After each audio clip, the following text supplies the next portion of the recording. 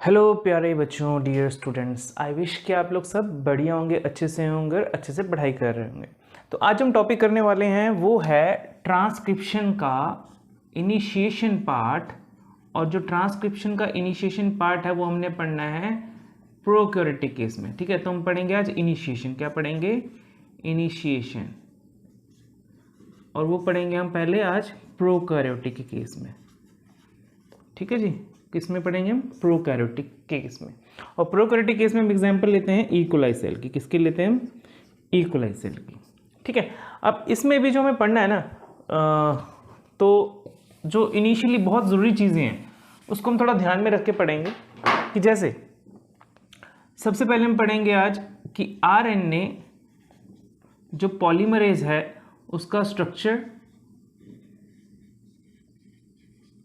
दूसरी चीज़ हम पढ़ेंगे कि जो आरएनए पॉलीमरेज है वो प्रमोटर को रिकॉग्नाइज करता है, तो हम थोड़ा प्रमोटर के बारे में पढ़ेंगे। तीसरा जो इंपॉर्टेंट चीज़ है वो है रिकॉग्निशन। किसकी रिकॉग्निशन? प्रमोटर की recognition. Recognition of promoter. Okay. और जो चौथी चीज़ पढ़ेंगे हम वो पढ़ेंगे हम कि steps involved in initiation of transcription. किस केस में? प्रोकैरियोटिक केस में। ओके जी, तो हम पहले पढ़ेंगे आज आरएनए पॉलीमरेज का स्ट्रक्चर। ठीक है, तो इसको पढ़ लेते हैं हम। तो RNA polymerase in case of E coli cell, bacterial cell क्या है? एक ये सबसे पहले देखिए, सबसे पहले it is sometime we called it DNA dependent, है ना, जैसे कि हमने लास्ट लेक्चर में पढ़ा था, डीएनए डिपेंडेंट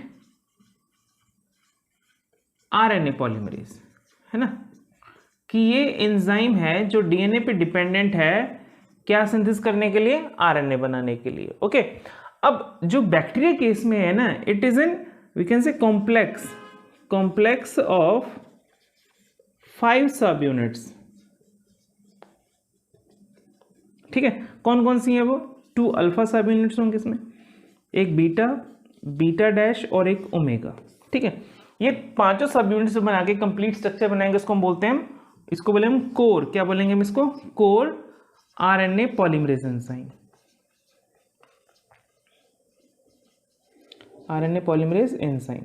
अच्छा, एक चीज और ध्यान में रखनी है कि जो आरएनए पॉलीमरेज है इन case of prokaryotic, it is N single enzyme which is responsible for the synthesis of all kind of RNA. Okay, तो ये आरएनए पॉलीमरेज क्या है? एंजाइम है जो कि आरएनए और हर तरह के नहीं, टीआरएनए, एमआरएनए, आरएनए, इसी तरह के सारे मतलब एक ही बनाए गए। इसमें हम आरएनए पॉलीमरेज 1 ही पढ़ते हैं। ठीक है, अब जो ये स्ट्रक्चर है, जैसे 2 इसमें अल्फा सब यूनिट्स हैं, एक बीटा है, बीटा डैश, एक ओमेगा।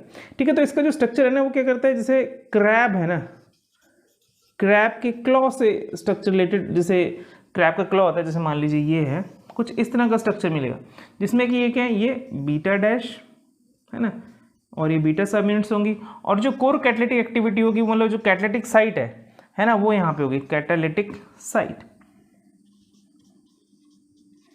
Catalytic site. और इस कैटालिटिक साइट में जो एक इंपॉर्टेंट चीज़ है वो क्या होगी? कि presence of magnesium 2 positive ion, है ना। ये मैग्नीशियम 2 पॉजिटिव आयन किस लिए चाहिए?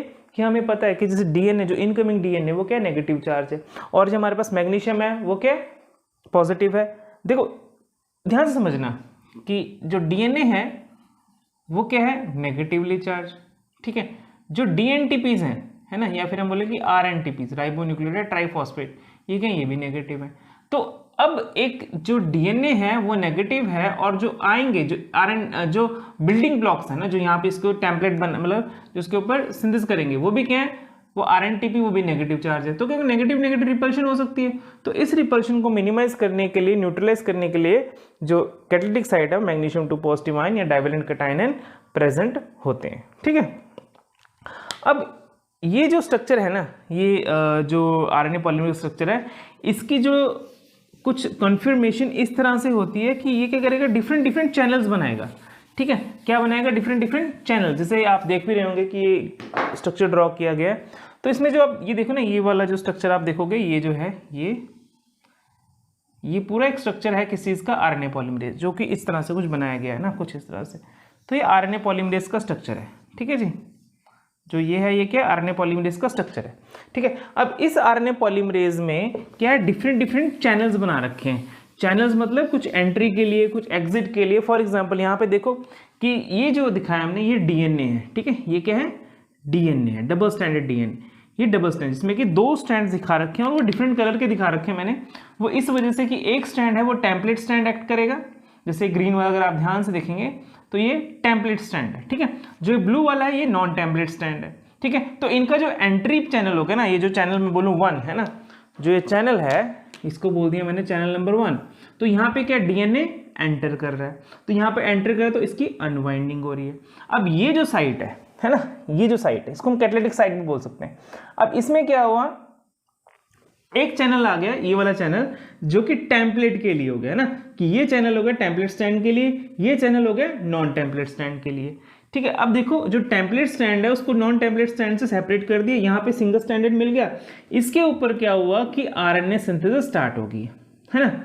और हमको पता है कि जो आरएनए सिंथेसिस होती है that is from 5' to 3' direction, मतलब जो 3' एंड होगा वो ग्रोइंग एंड होगा, है ना, वो क्या होगा, ग्रोइंग एंड होगा। अब देखिए यहाँ ग्रोइंग एंड, यहाँ पे आरएनटीपीस ऐड होते रहेंगे होते रहेंगे होते रहेंगे और ये चेन ग्रो होती रहेगी।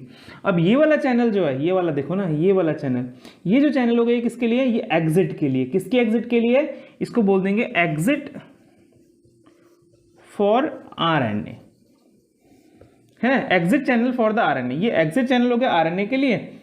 दूसरी बात, ये वाला चैनल जो देखिए ये हो गया exit channel for the DNA, तो मतलब ये भी हो गया एक एग्जिट हो गया, किसके लिए, डीएनए के लिए। ये वाला एग्जिट हो गया आरएनए के लिए।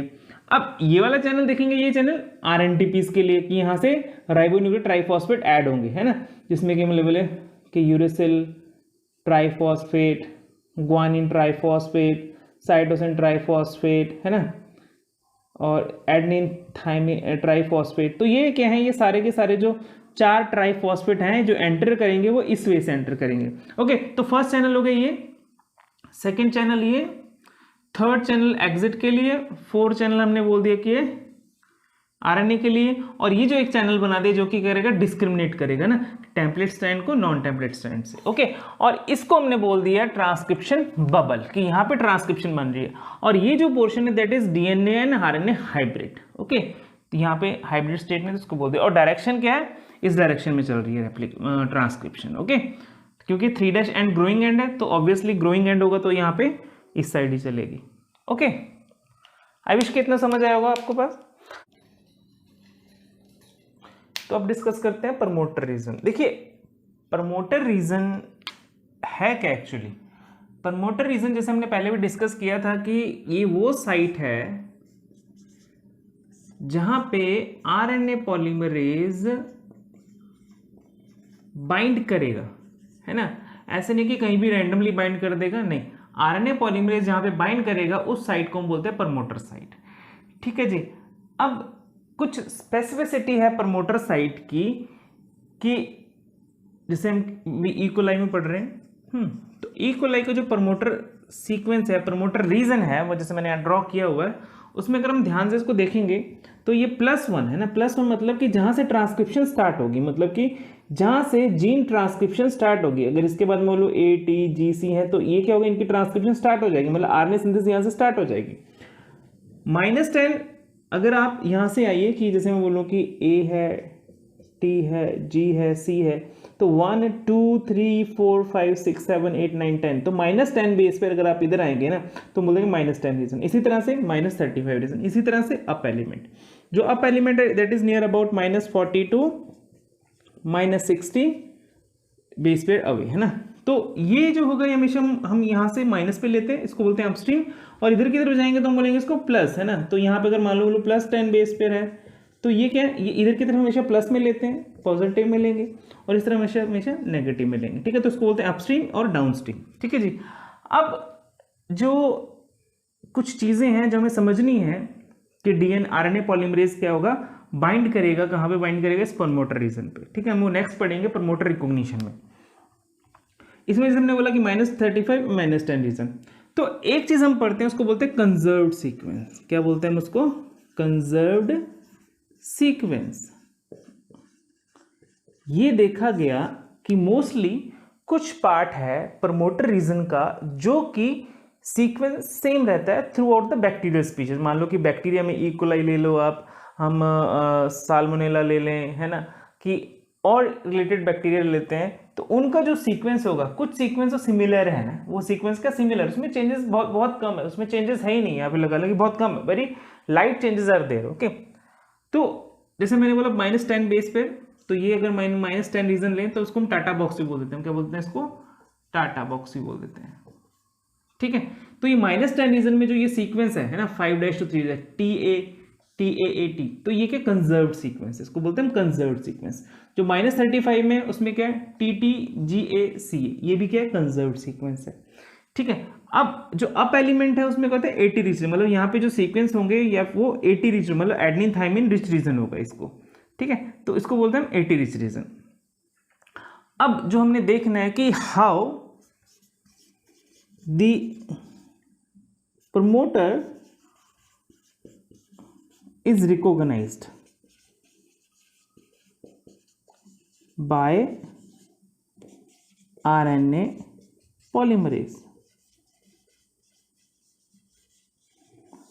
अब देखो, एक हमने बात की थी अभी, जो हमने बात की आरएनए कोर, है ना, आरएनए कोर, जो हमने बोला कि 2 अल्फा बीटा बीटा डैश और एक हमने बोला कि ओमेगा, ये है कोर, हमने बोला इसको कोर आरएनए पॉलीमरेज। ओके, एक ये अलोन जो है ना, ये अलोन ये रिकॉग्नाइज नहीं कर सकता, it can not recognise alone the promoter site. इसको क्या चाहिए, एक साथ में एक फैक्टर जिसको हम सिग्मा फैक्टर बोलते हैं। क्या बोलते हैं इसको? Sigma factor. तो ये सिग्मा फैक्टर जब कोर आरएनए पॉलीमरेज कंबाइन होता है तो हम इसको बोलते हैं होलो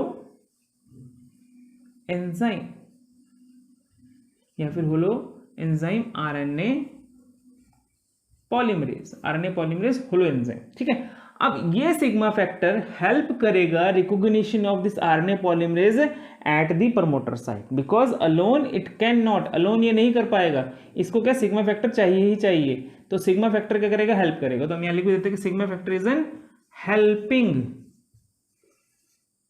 to recognise the promoter. Okay, समझ आया? अब चलते हैं कि रिकॉग्निशन कैसे होती है। प्रमोटर रिकॉग्निशन, जैसे हमने अभी पढ़ा कि जो प्रमोटर रिकॉग्निशन है ना, रिकॉग्निशन किसके लिए बोल रहे हैं कि आरएनए पॉलीमरेज, जो आरएनए पॉलीमरेज है वो प्रमोटर को कैसे रिकॉग्नाइज करेगा।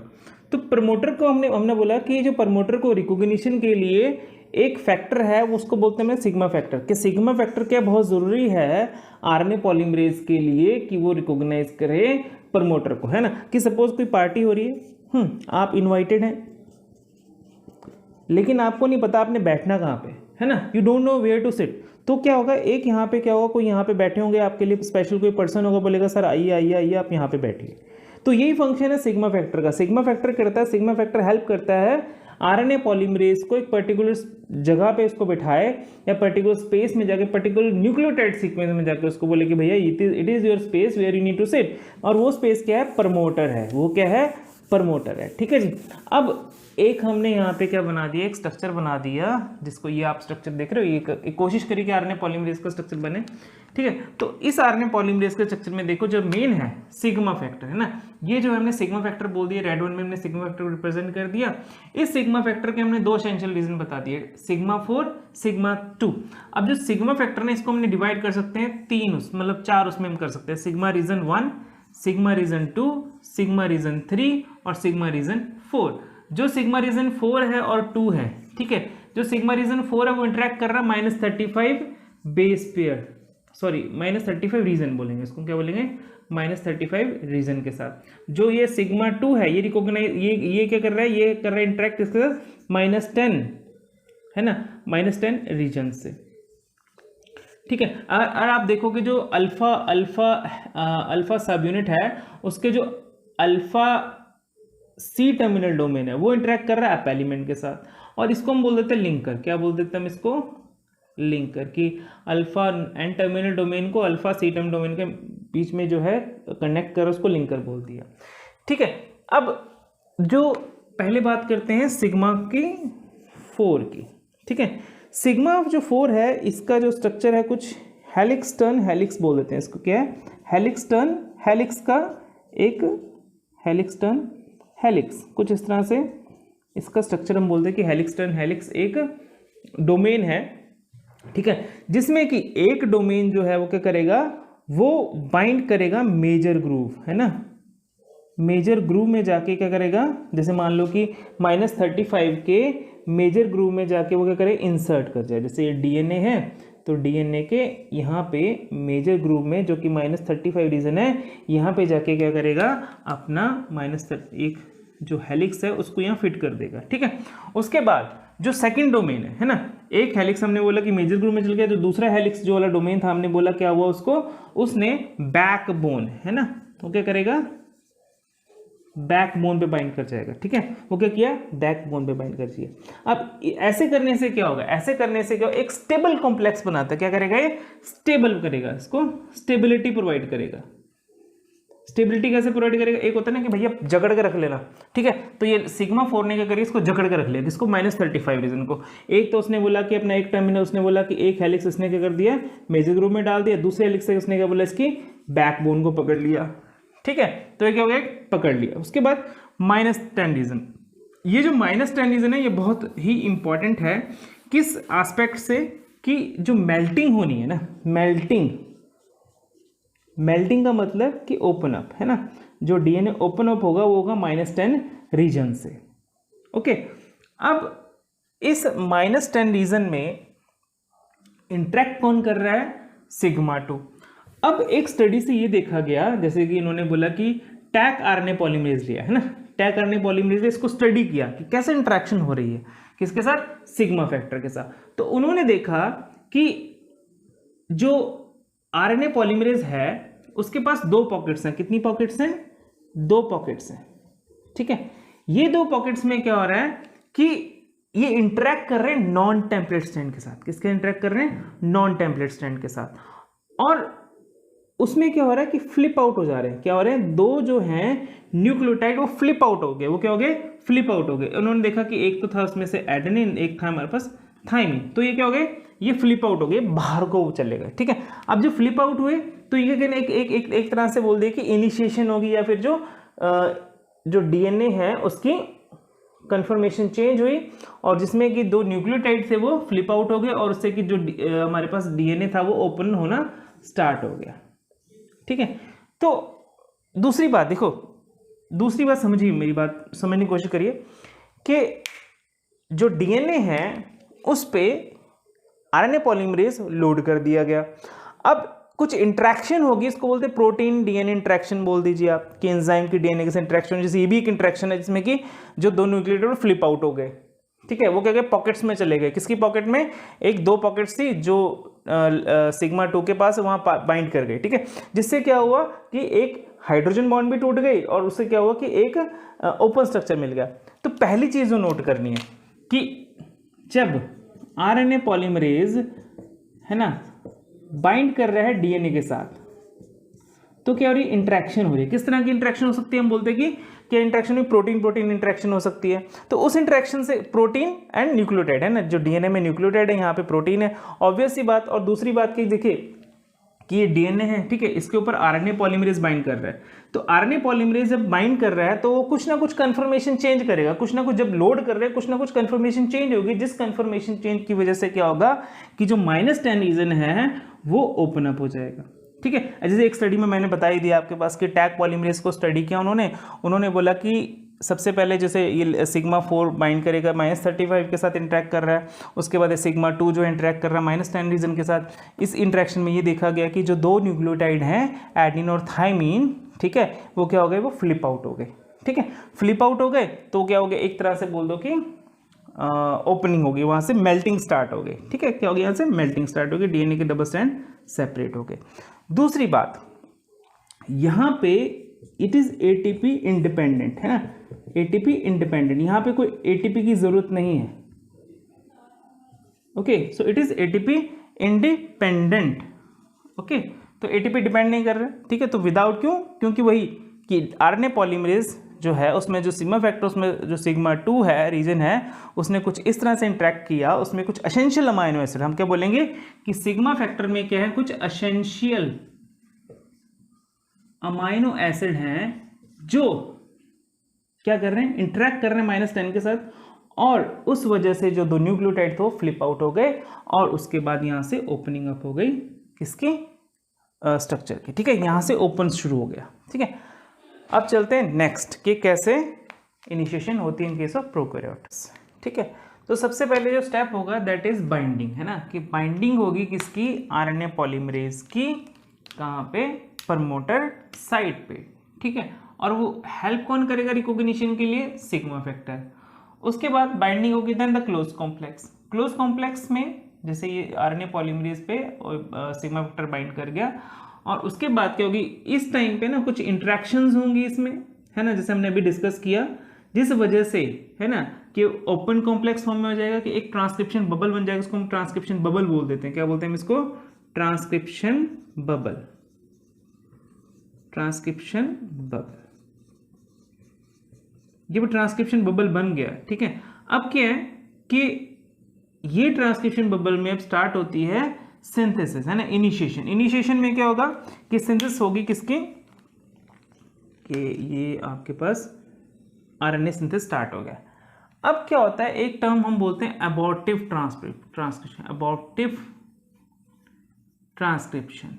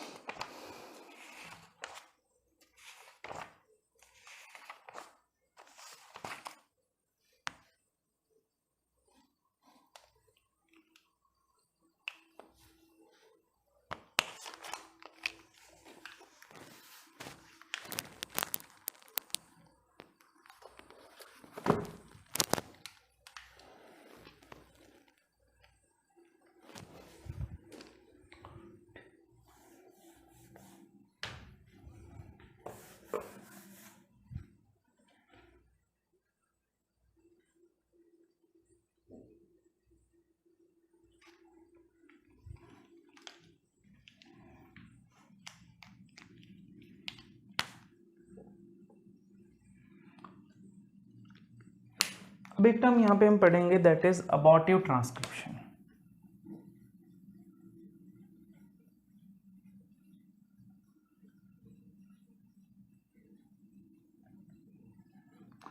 इस अबॉर्टिव ट्रांसक्रिप्शन में क्या होता है कि एक छोटे छोटे small fragment of RNA are formed, छोटे छोटे आरएनए फ्रेगमेंट बनेंगे और रिलीज आउट हो जाएंगे, है ना, छोटे छोटे फ्रेगमेंट बन रहे और आरएनए रिलीज हो जाएंगे।